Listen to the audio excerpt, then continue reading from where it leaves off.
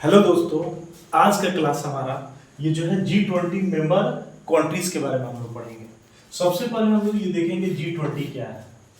तो G20 का full form होता है ग्रुप ऑफ 20 कंट्रीज। यह एक 20 देशों का ये जो है समूह है।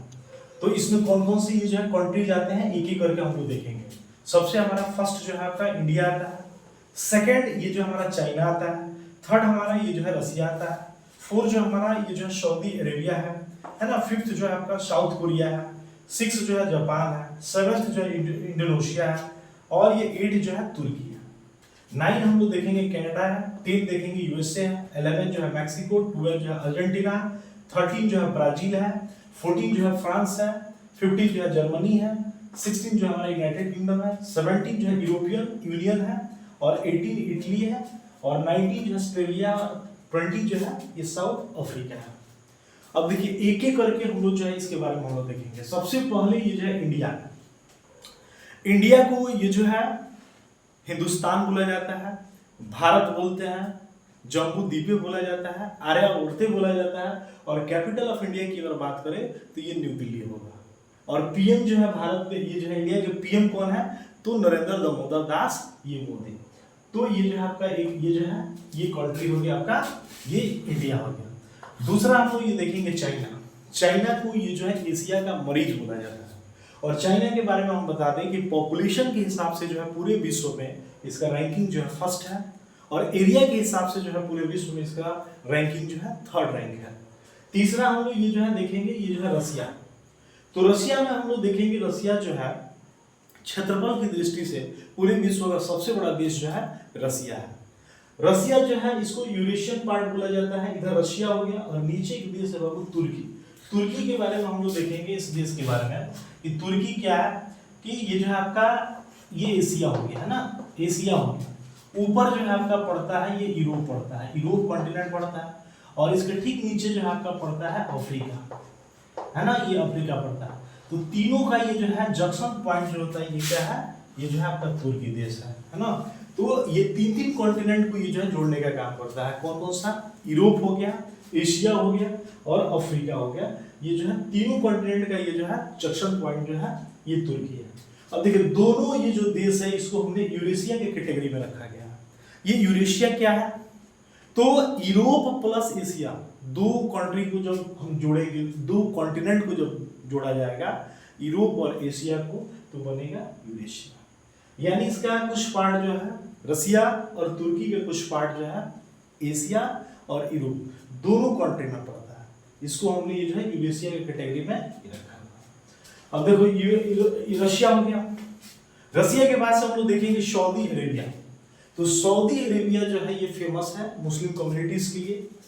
सऊदी अरब में जो है मक्का मदीना जो है एक होली ये जो है प्लेस है मुस्लिम कम्युनिटीज का। ये कहाँ पड़ता है, तो ये जो है सऊदी अरब में पड़ता है। ये गल्फ कंट्री है, सऊदी अरब क्या है, गल्फ कंट्री है। और इसके बाद हम लोग देखेंगे ये जो है साउथ कोरिया।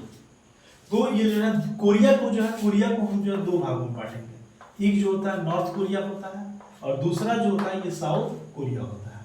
तो साउथ कोरिया के बारे में हम बता दें कि ये एक शांत देश है, डेवलप कंट्री है और यूनाइटेड स्टेट ऑफ अमेरिका से इसका अच्छा ये रिलेशन है कि इसका साउथ कोरिया का। जापान जो है, जापान को हम लोग बोलते हैं सूर्योदय का देश। सूर्योदय का देश इसको बोला जाता है जापान।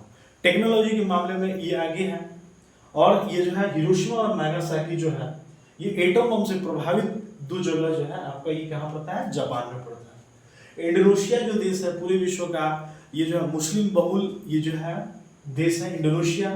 तुर्की के बारे में हमने ये जो है बता दिया है। तो ये टोटल ये जो है इंडिया से लेकर तुर्की तक हम लोग ये देख लेंगे। कनाडा की अगर हम बात करें तो कनाडा जो है एरिया के मामले में क्षेत्रफल की दृष्टि से पूरे विश्व में जो है इसका ये क्या है, ये सेकंड रैंक पे आता है। ये क्या है, कनाडा। यूएसए की अगर हम बात करें तो यूएसए का फुल फॉर्म होता है यूनाइटेड स्टेट ऑफ अमेरिका। इसकी राजधानी जो है वाशिंगटन डीसी है।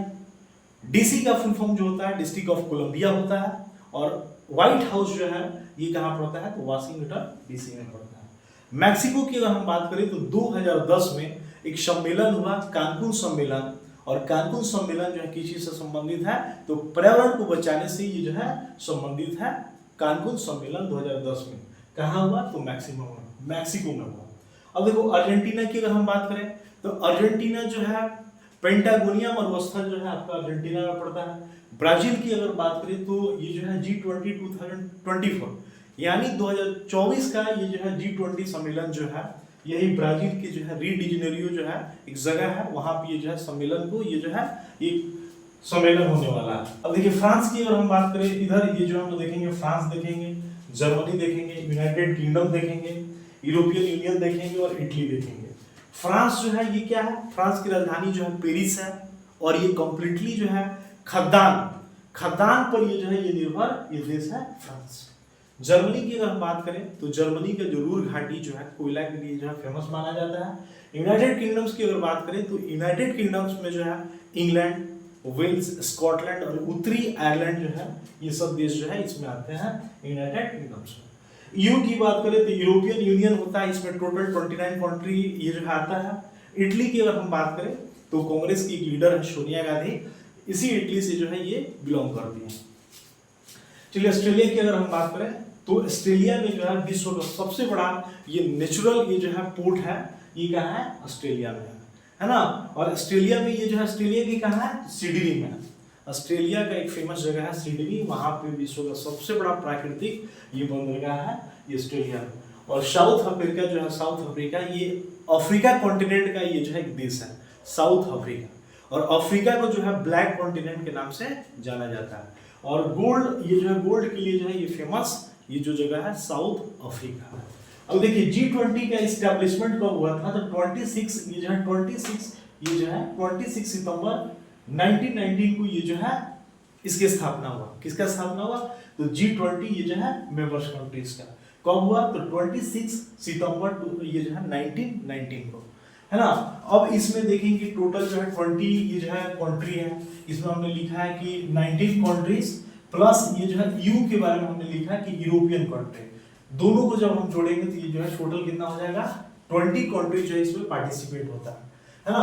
अब देखो इस बार इसका एम क्या है, ये जो है एम हम लोग देखेंगे, लक्ष्य क्या है, G20 का लक्ष्य क्या है, तो हम लोग देखेंगे ग्लोबल इकोनॉमिक स्टेबिलिटी, ट्रेड और ये जो है क्लाइमेट एक्शन ये होता है। ग्लोबल इकोनॉमिक स्टेबिलिटी जो होता है वैश्विक आर्थिक ये जो है स्थिरता होता है। ट्रेड की अगर हम बात करें तो ट्रेड माने व्यापार होता है, और क्लाइमेट एक्शन जो होता है ये जलवायु परिवर्तन। इनका मेन मुद्दा जो है ये मेन मुद्दा जो है इसी में ये जो है ये क्या करना, सहयोग करना, हेल्प करना, है ना, इनका एम है। 2024 का ये जो है थीम हम लोग देखेंगे कि इस बार G20 सम्मेलन जो हो रहा है 2024 का, इसका थीम क्या है, तो थीम हमने लिखा है ना, building A just world and sustainable ये प्लेनेट होता है।